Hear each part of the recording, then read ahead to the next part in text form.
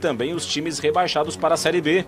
E veja também, em Rio do Sul, uma exposição mostra fotos antigas da Estrada de Ferro Santa Catarina. Uma verdadeira viagem no tempo. Está no ar o Band Cidade com Rodrigo Cardoso. Olá, uma boa noite e uma excelente semana para você. O Band Cidade começa com a polêmica da redução do ICMS para bares e restaurantes aqui em Santa Catarina. Hoje, o secretário estadual da Fazenda falou sobre o assunto e você confere agora na reportagem do João Paulo Cardoso. O projeto aprovado pela Assembleia Legislativa em dezembro do ano passado autoriza a redução do Imposto sobre Circulação de Mercadorias e Serviços, o ICMS, para bebidas quentes, o que inclui destilados como uísque, vodka, gin e licores. Em fevereiro deste ano, a redução do imposto de 25% para 3% foi vetada pelo governador Carlos Moisés. Além das bebidas quentes, outros produtos também tiveram a redução de ICMS, vetada pelo governador. Entre os itens estão a farinha de trigo e a produção de leite. Outro item vetado por Carlos Moisés foi a transferência de bens de pessoas mortas. O secretário estadual da Fazenda afirma que o veto vai ser mantido pela Assembleia e que a redução do ICMS de bebidas alcoólicas traria prejuízos para a sociedade. Que as bebidas alcoólicas elas são um dano à sociedade. Primeira questão, nós temos os motoristas embriagados que matam inocentes. Nós temos os companheiros que matam as esposas, o feminicídio. A maior parte do feminicídio em Santa Catarina é de companheiros bêbados. O segundo ponto é que as bebidas alcoólicas elas causam dano à saúde.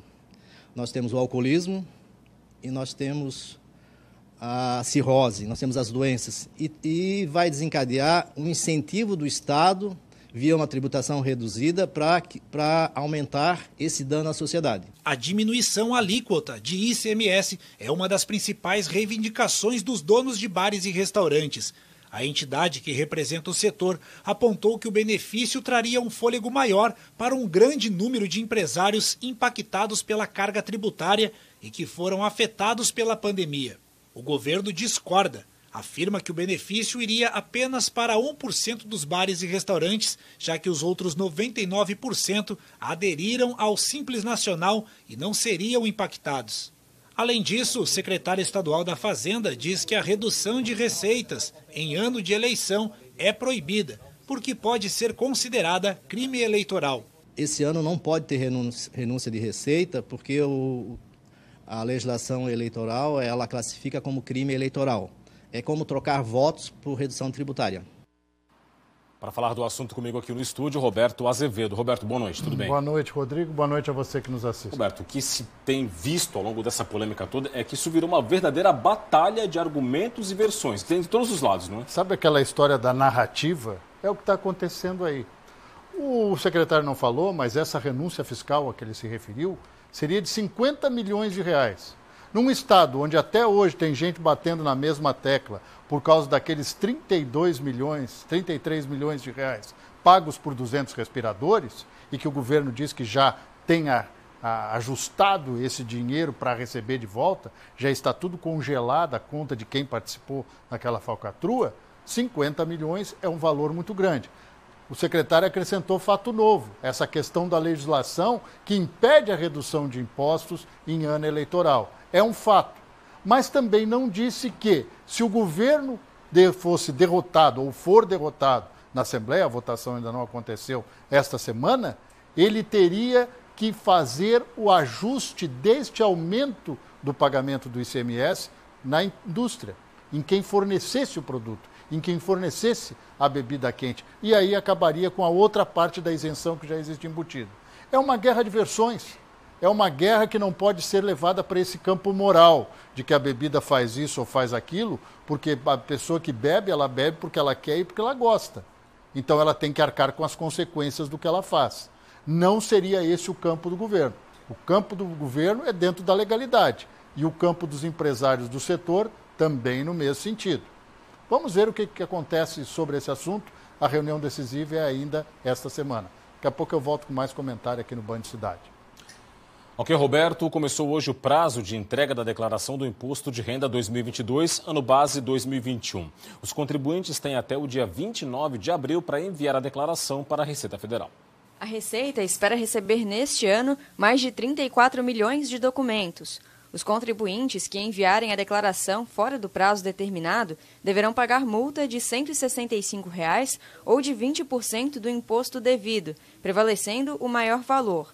Entre as novidades estão o acesso ampliado à declaração pré-preenchida por meio de todas as plataformas disponíveis e o recebimento da restituição e o pagamento de DARF, documento de arrecadação de receitas federais, através do PIX. O PGD, Programa Gerador da Declaração, já está disponível para download. Quem tentou acessar o site da Receita Federal teve bastante dificuldade. Durante a manhã de hoje, o sistema estava muito lento. Este ano, a Receita Federal não prevê a devolução do auxílio emergencial na declaração do IR 2022. No ano passado, era obrigatório declarar e devolver o benefício pago aos contribuintes que tiveram rendimentos tributáveis acima de R$ 22 mil. Pois é, a Receita informou realmente que tem havido instabilidade no site e no aplicativo para baixar o programa gerador da declaração do imposto de renda. O motivo é o alto volume de acessos. A Receita informou também que tenta resolver o problema e pediu paciência para os contribuintes. Agora, as informações da pandemia. 10 pessoas morreram entre ontem e hoje, aqui em Santa Catarina, vítimas da Covid-19.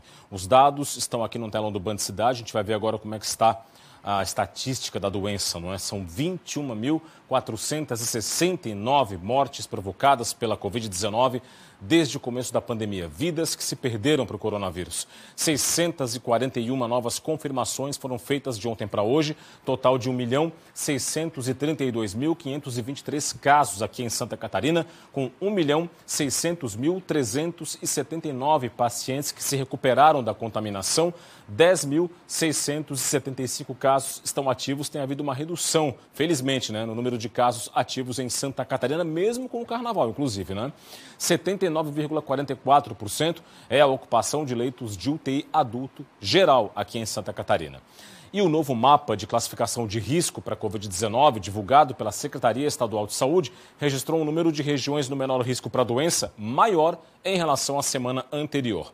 Vamos voltar aqui para o telão para mostrar o mapa atualizado para você. São agora, como a gente pode ver, 5 regiões no risco moderado cor azul, aqui no mapa de classificação de risco. São elas Alto Uruguai Catarinense, Alto Vale do Itajaí, Laguna, Vale do Itapocu. Essas regiões, essas 4, estavam no risco alto, cor amarela, e evoluíram para o risco moderado. A Foz do Rio Itajaiaçu permaneceu nessa condição pela segunda semana consecutiva.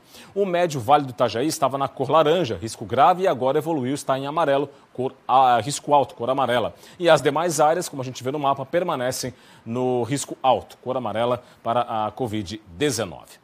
E agora vamos ver o vacinômetro, vamos ver como é que está a vacinação contra a Covid-19 aqui, já no telão também do Band Cidade, total de 13.577.000 doses aplicadas, 84,23% dos catarinenses já receberam pelo menos a primeira dose da vacina contra a Covid-19, 76,51% estão com o esquema primário completo, 2 doses ou a dose única, e 33,55% dentre os que têm mais de 18 anos de idade já receberam um reforço, pelo menos um reforço, né, que é de um total de 1.869.960 doses até o momento. Logo mais, depois do Band Cidade, você confere o Jornal da Band. Os destaques de hoje chegam com a Paloma Totti. Confira.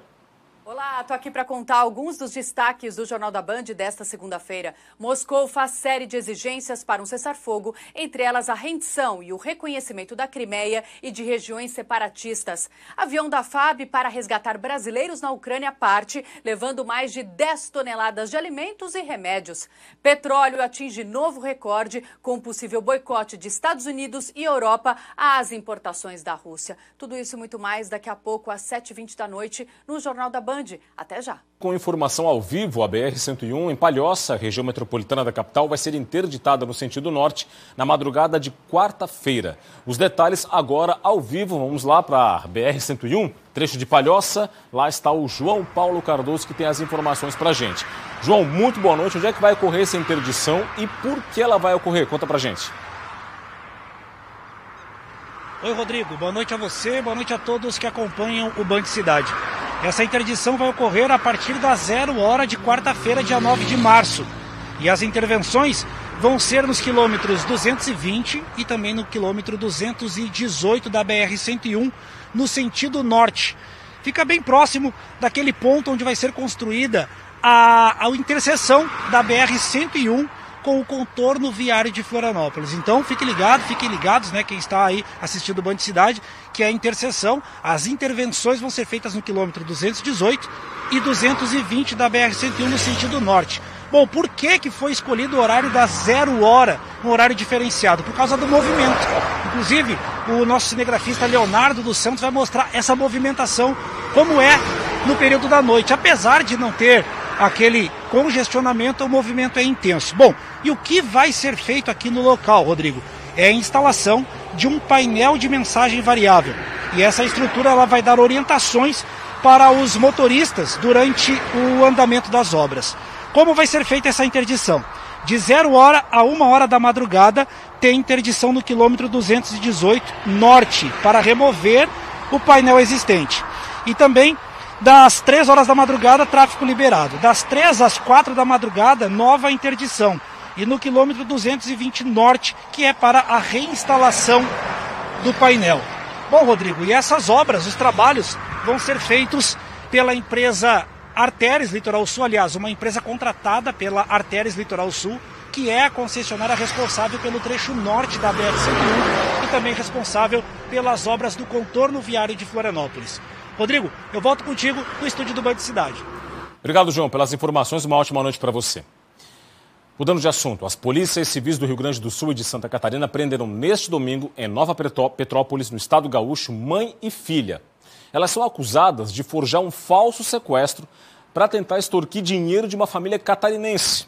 Mãe e filha teriam sido sequestradas no Rio Grande do Sul. Aí os supostos sequestradores exigiam um resgate de R$50 mil para os familiares catarinenses que moram em Chapecó. Tudo era feito por mensagem de aplicativo. Até fotos das supostas vítimas foram enviadas para a família. Tudo era falso. A Polícia Civil descobriu o local do suposto cativeiro, revelou que ninguém havia sido sequestrado. Resultado de tudo isso, as mulheres foram presas em flagrante por extorsão. E 2 pessoas foram resgatadas no morro do Costão Direito da Praia Mole, no leste da ilha, aqui na capital. A operação foi realizada pela equipe do Arcanjo 01 do Corpo de Bombeiros. O local onde a mulher de 27 anos e um homem de 20 estavam era de difícil acesso. De acordo com os bombeiros militares, eles foram fazer uma trilha e se perderam. Quando se deram conta que não sabiam mais como sair de lá, resolveram caminhar até a beira do costão de pedras para serem avistados com mais facilidade. Foi preciso usar a técnica de rapel e um triângulo de resgate para tirar o casal de lá. Toda a ação durou cerca de 1 hora. Os 2 foram encontrados um pouco debilitados devido às inúmeras tentativas de saírem de onde estavam por conta própria. Após o resgate, a mulher e o rapaz foram deixados na praia. Eles passaram por avaliação médica e foram liberados ainda no local. Uma frente fria próxima ao litoral catarinense traz chances de chuva para parte do estado nesta terça-feira. Os detalhes na previsão do tempo do Band Cidade.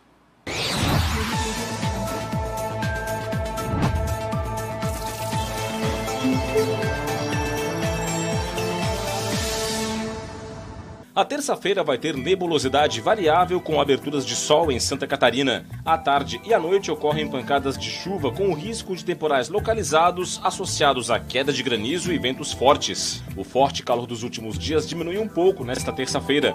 Em Florianópolis, mínima de 24 e máxima de 30 graus. Em Blumenau, variação entre 23 e 33. Em Criciúma, mínima de 22 e máxima de 32. E em Chapecó, mínima de 18 e máxima de 33 graus. A Federação Catarinense de Municípios, a FECAM, e entidades que compõem o COIS, que é o Centro de Operações em Emergência de Saúde, querem o uso obrigatório de máscaras para crianças de 6 a 12 anos de idade, só com a cobertura vacinal. Roberto Azevedo fala deste assunto. Roberto, mais um episódio da polêmica sobre o uso de máscaras que parece que ainda não vai acabar tão cedo, não é? Não vai, e essas entidades são as técnicas, porque o maior risco ainda está por vir. O governo do estado pensa em transformar os decretos em sugestões, orientações. E aí muda o conceito. Porque se você fizer como orientação e não como decreto, qualquer um pode fazer qualquer tipo de exercício. Não está acontecendo isso só em Santa Catarina. Em vários estados do país também. E não se restringe só a questão aqui, por enquanto, que é só das crianças de 6 a 12 anos. O que diz essa nota da FECAM, que tem lá o COSENS, que é o órgão que reúne as secretarias municipais de saúde? Sem a cobertura vacinal, é um risco maior para as crianças. Até porque em um ambiente escolar, você vai ter um grupo, uma faixa etária, que não precisa usar máscara, está desobrigado, e outro que precisa. E os professores e funcionários terão que usar máscara. Então é esta questão que tem que ser equacionada. Nós não podemos agora, depois de todas as vitórias no combate da pandemia, abrirmos a porta para o acaso. Dito isso, um grande abraço e até amanhã. Até amanhã, Roberto. Uma oportunidade agora para pessoas em situação de rua na capital do estado. A Prefeitura de Florianópolis oferece cursos profissionalizantes na Passarela da Cidadania. As informações com Ana Cristina Machado. Olá, Rodrigo. A Prefeitura da capital está oferecendo 100 novas vagas para cursos profissionalizantes para as pessoas que estão em situação de rua aqui na Passarela da Cidadania.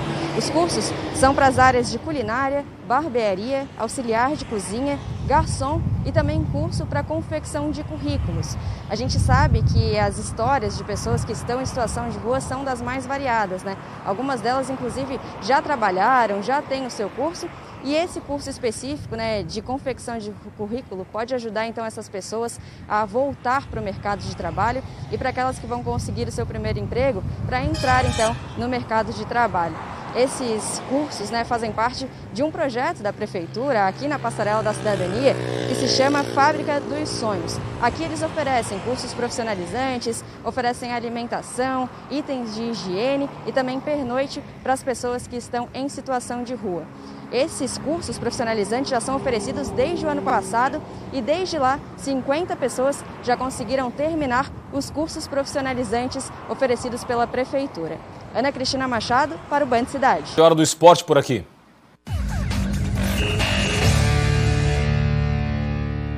O Campeonato Catarinense, o fim de semana teve a última rodada da primeira fase, definidos os times das quartas de final e também os rebaixados. Na ressacada, o Avaí venceu o Ercílio Luz e contou com a combinação de resultados para ficar com uma das vagas. No estádio da ressacada, Lourenço abriu o placar para os donos da casa. Morato aproveitou o vacilo da defesa e fez o segundo do Avaí. De pênalti, Copete fechou o placar em Florianópolis. Final, Avaí, oitavo colocado e classificado para a próxima fase 3. Ercílio Luz, vice-líder já classificado, 0. Brusque e Figueirense ficaram no empate em jogo de 4 gols. As duas equipes estão garantidas. No estádio Augusto Bauer, Natan Maciel abriu o placar para o Figueirense diante do Brusque. Luizinho aproveitou o contra-ataque e ampliou para os visitantes. Aí brilhou a estrela do artilheiro do campeonato. Alexandro diminuiu para os donos da casa. E foi dele também o gol de empate e do resultado final. Brusque, líder da primeira fase, 2. Figueirense, sétimo colocado e classificado, também 2. O Joinville derrotou o Barra fora de casa e escapou do rebaixamento. Veja os gols. No estádio Gigantão das Avenidas em Itajaí, o Barra saiu na frente com este gol de Renatinho. O Joinville chegou ao empate com este gol de pênalti de Victor Rangel. A virada veio com este gol, também de Victor Rangel. Final em Itajaí, Barra, décimo colocado, eliminado do campeonato e mantido na elite do estadual, 1. Joinville, nono colocado, também eliminado e também mantido na Série A, 2. Outras 3 partidas fecharam a última rodada da primeira fase. Juventus e Camboriú empataram em 0-0. O Juventus foi rebaixado para a Série B. O Camboriú se classificou em terceiro lugar. Nos outros 2 jogos, vitória do Marcelo Dias diante da Chapecoense e do Concórdia sobre o Próspera, o segundo rebaixado. Veja.